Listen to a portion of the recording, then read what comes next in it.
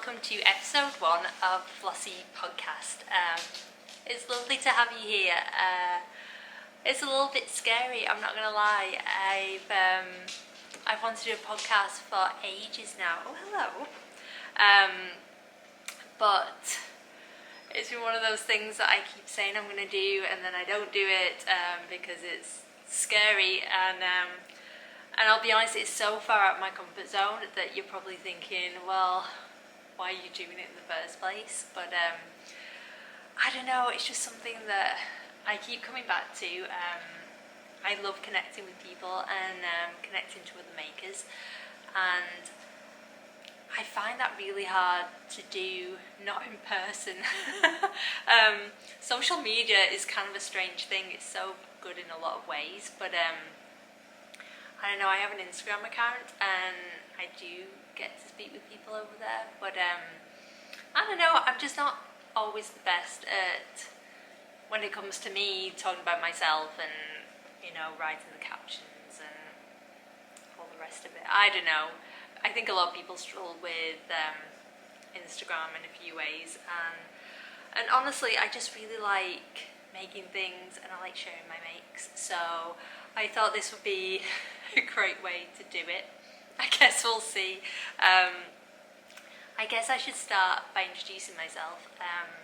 My name is Claire. I'm originally from the UK, a little town called Wigan to be exact. It's right between Liverpool and Manchester, and yeah, and I moved to Nova Scotia in Canada to be with my husband and this little pup right here, who's just decided to snuggle in on my lap, which is lovely. But yeah, little cutie there. So that's Tilly, and you'll be seeing her a lot on the podcast because she likes to be seen. And yeah, this is me. I'm a maker. I'm a knitter primarily. I'm also a knitwear designer. I like to sew, I like to bake, I dabble with a little bit of natural dyeing, and basically I like crafting and I like to show people what I'm doing, and I like to see what other people are doing, so feel free to share with me too. And yeah, and that's basically what this podcast will be about. It'll be me showing you what I'm up to and hopefully having a bit of fun along the way, and there'll be a lot of Tilly, I'm not gonna lie, she pops up all the time. So yeah, welcome! Knitwear design isn't my full-time job. I do design knitwear under my label Flossi. I also have a day job, which is a marketing and social media manager at Making Stories, which is a publishing company based in Berlin.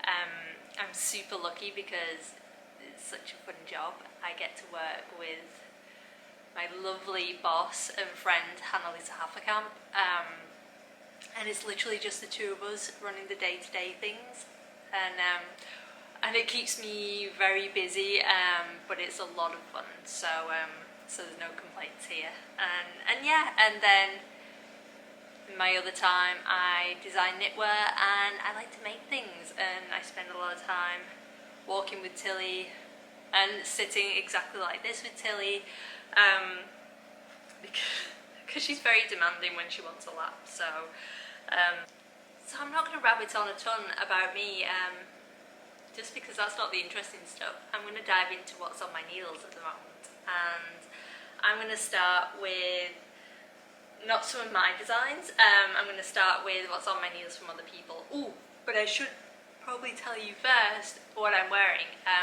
So this is one of my designs. This is the first jumper that I ever designed, and I released it 2 years ago, I think now.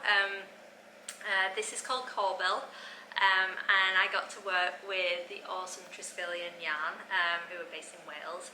Curthin's a fantastic yarn developer, dyer, all of it. He makes the most beautiful yarns. And yeah, you should be able to see more of this normally if Tilly wasn't on me. But this is bottom up, it's knit in 2 pieces, and it's just got this really simple cable pattern all over it, and it's drop shoulder. and then you pick the stitches up in the round and knit the sleeves in the round, and it's pretty straightforward. It was my first knitting pattern and I wanted to keep it as simple as possible. And I actually really love it. It's one of my favourite knits and I wear it all the time. I find, for me, it's the things I reach for every time are that kind of boxy silhouette, simple designs. I'm all about the knitting experience as much as wearing the thing afterwards. I'm definitely a project knitter, and I love those kind of relaxing knits, so that tends to be what I gravitate to when I design and when I knit other people's patterns as well. Don't get me wrong, I absolutely love an intricate knit. I love trying different techniques, but I'll be honest, they're the ones that I normally end up giving away just because they don't get worn as much, which again is completely fine, as long as someone's getting the wear out of them. But yeah, for me, I like a simple knit, and you'll find me wearing a lot of vanilla sweaters and stockinette or reverse stockinette or something like that. And so yeah, so that's what I'm wearing at the moment, and I've realised that this first podcast has got a very definite colour theme going with it. I didn't plan that at all. It's just the things I grab for at the moment. But yeah, the first thing that's on my needles that I have to show you is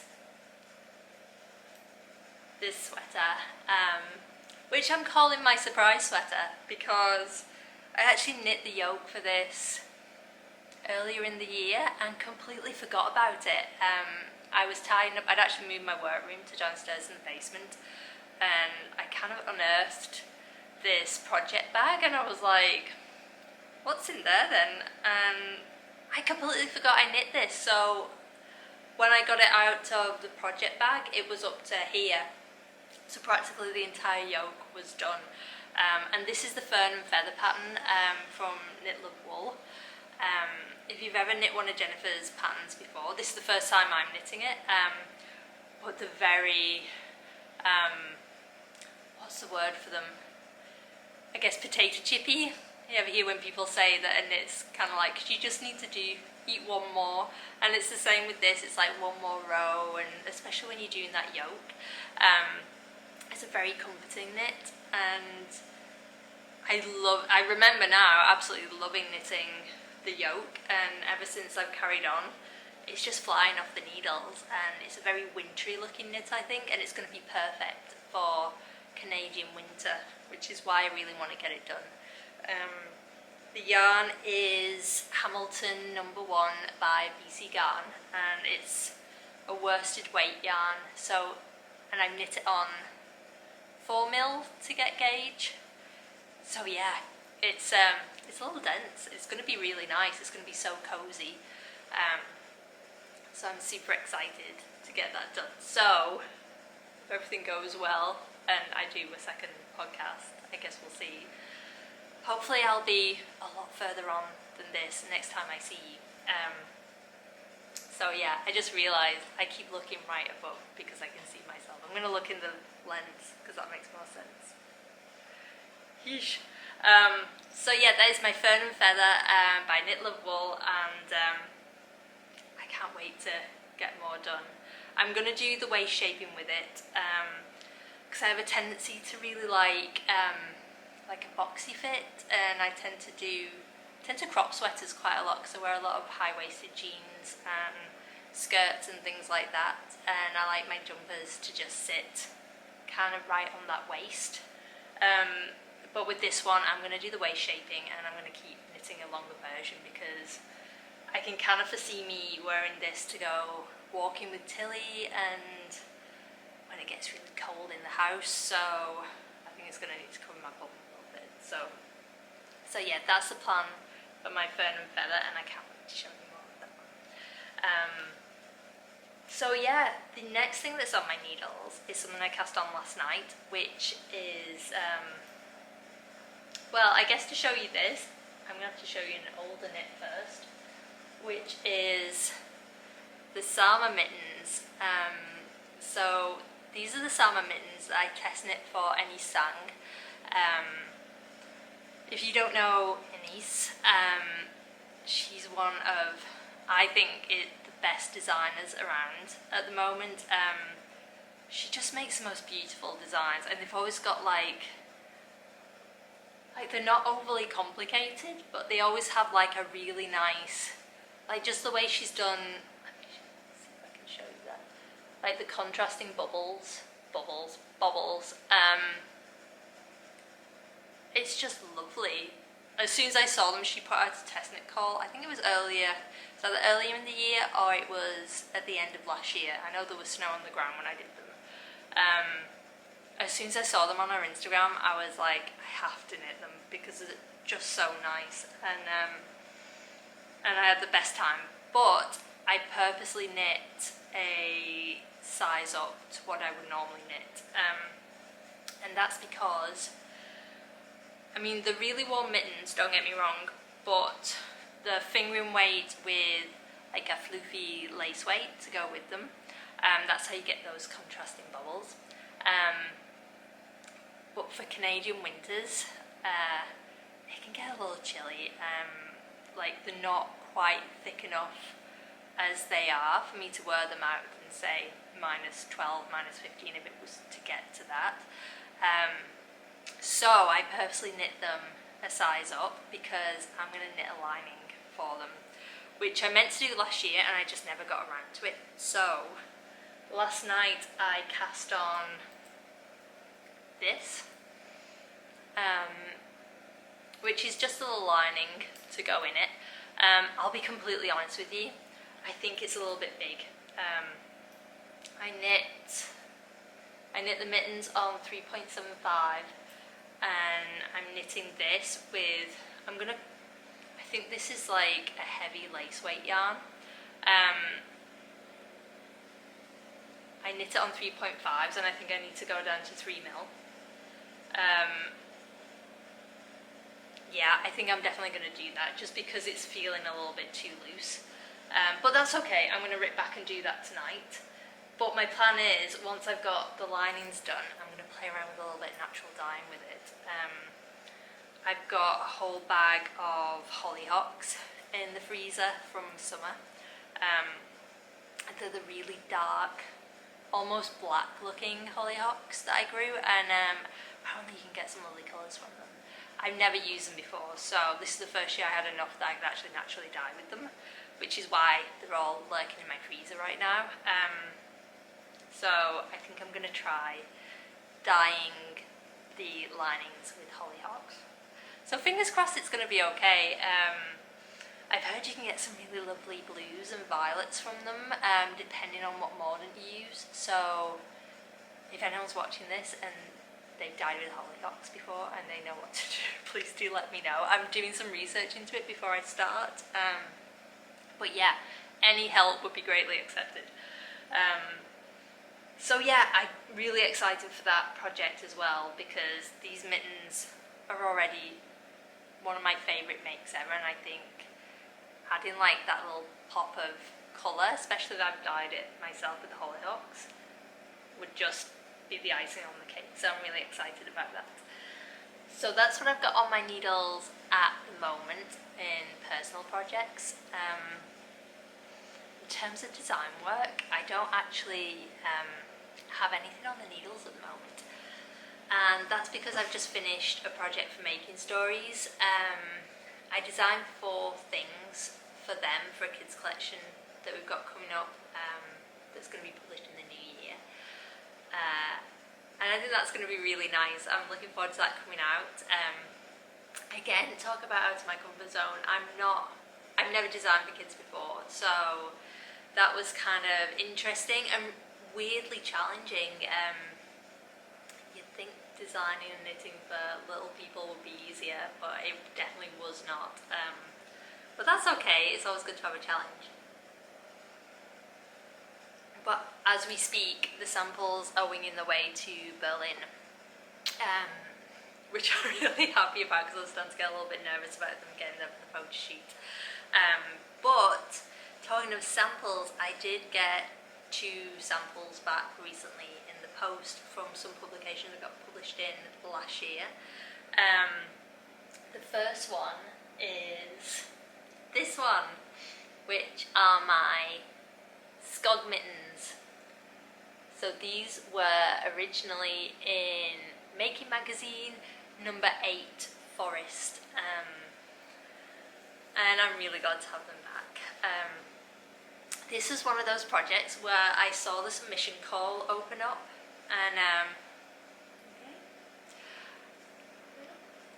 I saw the submission call open up, and I'm definitely one of those designers where I can't force it at all. I can't be like, I don't know, it sounds weird, but inspiration just has to strike when it strikes, not in like a pretentious, like, weird way, but just in, I'm just not that person who can just sit down and grasp at an awesome idea straight away.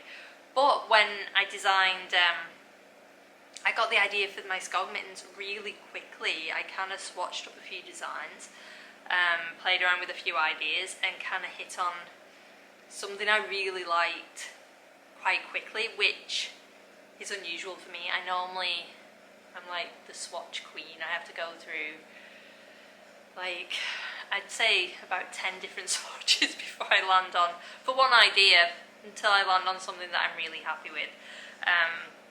But I got there weirdly quickly with these ones, and again, it's kind of that case of keeping it simple. I'm terrible at overcomplicating things. I come up with an idea and just constantly worry. If I really like it, it's probably because it's really simple, and then I just panic that then people are like, that's too simple. So then I kind of throw the kitchen sink at it and end up with something I'm not that keen on. So I kind of have to go full circle again to come back to the simple idea and run with that. But yeah, my brain sometimes. But that being said, these ones, I got there pretty quickly with them, and I was really happy when the submission got accepted. And I got to work with Blacker Yarns, which are a fantastic company in the UK. And this is the Blacker Swan DK weight. And it's the softest yarn.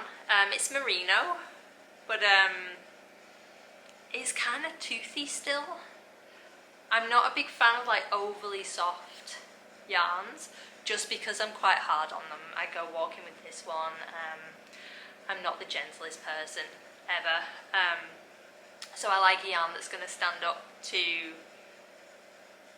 quite a bit of rough housing, I guess. I don't know what I'm saying. Anyway, I don't like an overly soft yarn. This is really soft, but at the same time, it's got a lot of memory and it's really hard wearing. So yeah, it's a lovely yarn. If you haven't tried it before, that's Blacker Yarns. I'm going to put a link to everything below so you can check them out. But I just put this in my Ravelry store and on my website as an individual pattern for you to buy. If you want to. You can also still get, this was a magazine, so you can still get this edition of Making Magazine as well from Making. God, it's such a nice magazine. I forgot how many lovely, there's so many cute, look at that moose. I love that moose. The second I saw it, I was like, I've never had any desire to knit a moose before until I saw that pattern. So there are the mittens in Making, and yeah, so you can still get this, but you can also get these as an individual pattern as well, and the links are below if you are interested. I think I knocked the camera at some point. This is Wednesday that I'm filming this, and I'm going to try and put it live on Friday.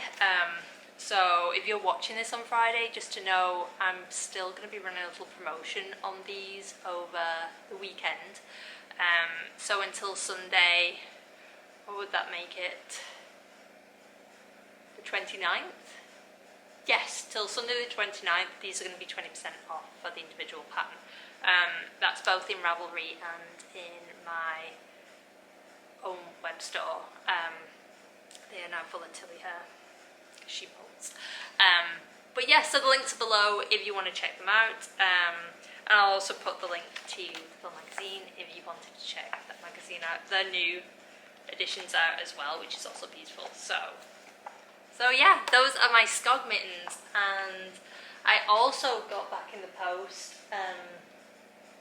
my sample of, oh shoot, I'm not going to be able to say this. I want to say Hypsometry. I didn't name this one,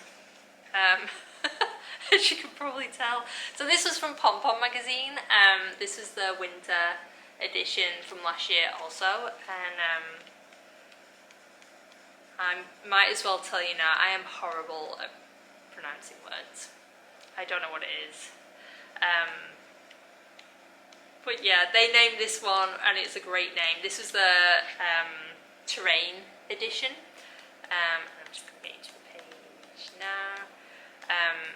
And I did 2 samples for them for this, because it's one of those designs that's it's a big stash buster. And when they sent over, this is Quince & Co. Chickadee that I designed this in, which, once you've got all the colours in it, you can basically make 3 hats pretty much.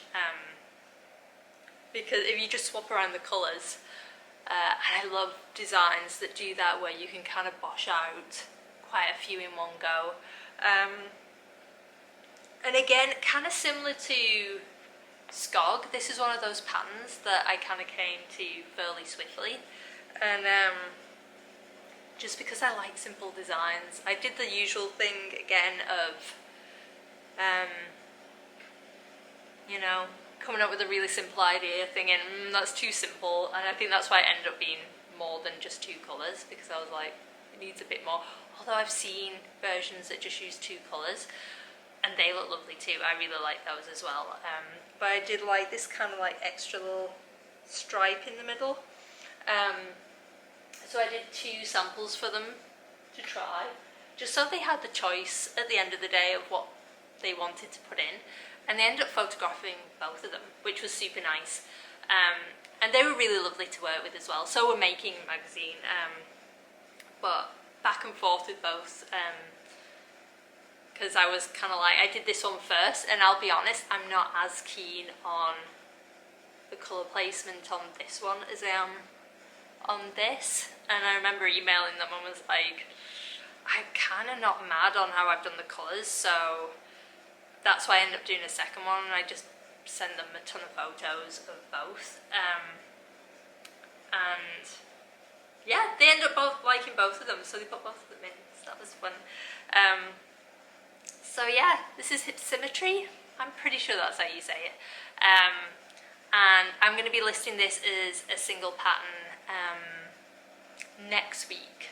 So if I'm launching this on Friday, yeah, probably sometime next week, I'll be popping that in my Ravelry store and on in my web shop. So I'll also be putting a little discount on that as well for a couple of days. So yeah, so check those out if you're interested. If you are interested in staying up to date with anything like that, one of the best ways to do that is to sign up to my newsletter. Sorry for the face. It's like that weird self-publicising thing is always strange to me. But yeah, if you do want to stay up to date with anything, I'm trying to be better at writing my newsletter. If you are watching this and you're subscribed to my newsletter, you're probably thinking, Claire, stop telling people to sign up for it because you're terrible at writing it. And they will be right. But I promise I'm going to get better at it. Doing the podcast is kind of a step forward in trying to not just rely on posting on Instagram, mainly because people don't really see it anymore. I guess the algorithm and everything, but whatever.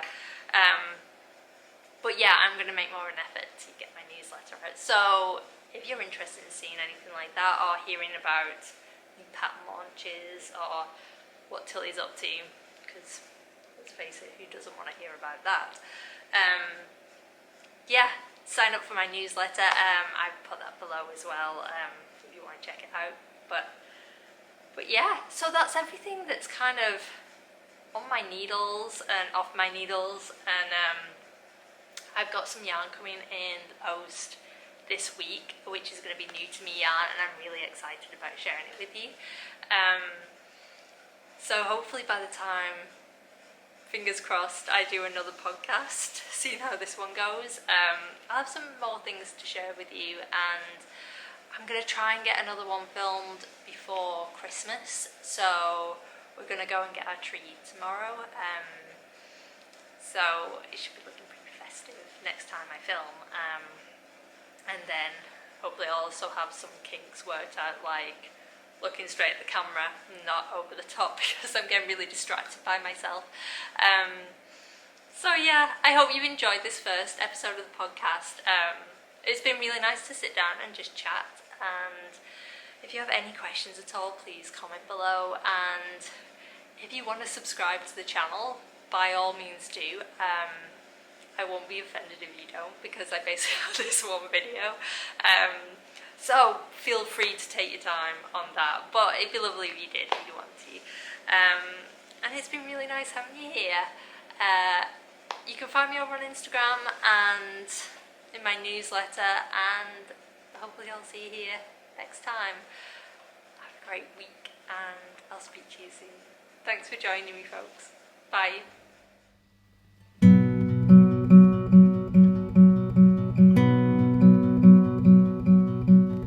Deck the halls with boughs of holly.